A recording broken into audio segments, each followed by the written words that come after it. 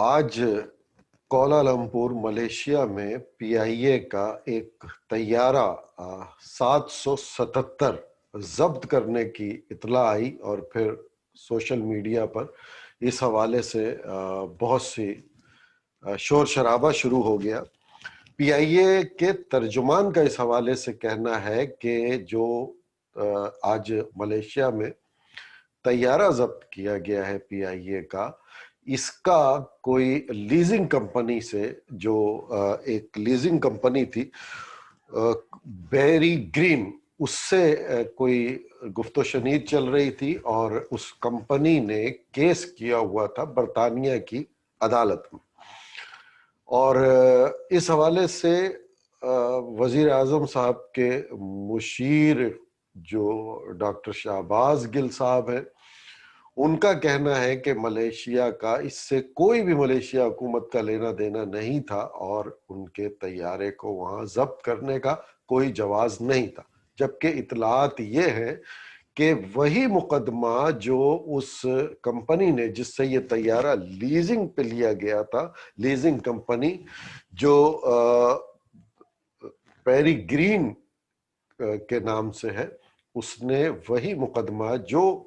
برطانیہ کی عدالت میں کیا تھا وہ ملیشیا کی عدالت میں بھی کیا ہوا تھا۔ اور اسی وجہ سے آج جب وہ طیارہ ملیشیا پہنچا تھا اور اس پہ مسافر سوار ہو رہے تھے، اسی وقت عدالت کا فیصلہ آیا طیارے کو ضبط کرنے کا۔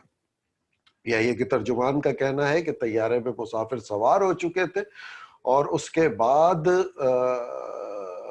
ملیشین حکومت کے سینئر افسران آئے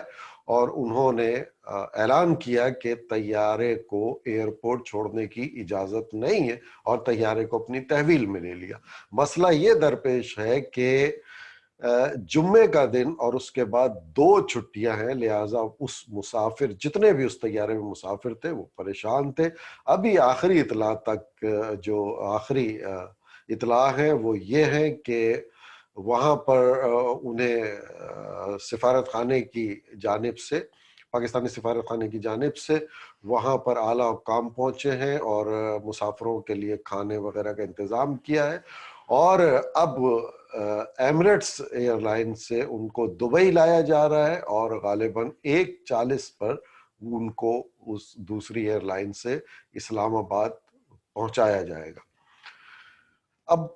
جیسا کہ ڈاکٹر شہباز گل صاحب بھی کہہ رہے ہیں اور پی آئی اے کے ترجمان بھی کہہ رہے ہیں کہ جو گفت و شنید اس کمپنی سے جس سے لیزنگ پہ لیا تھا اس سے بات چیت چل رہی تھی، اس میں عوام کا یعنی اس پہ سفر کرنے والے مسافروں کے لیے ایک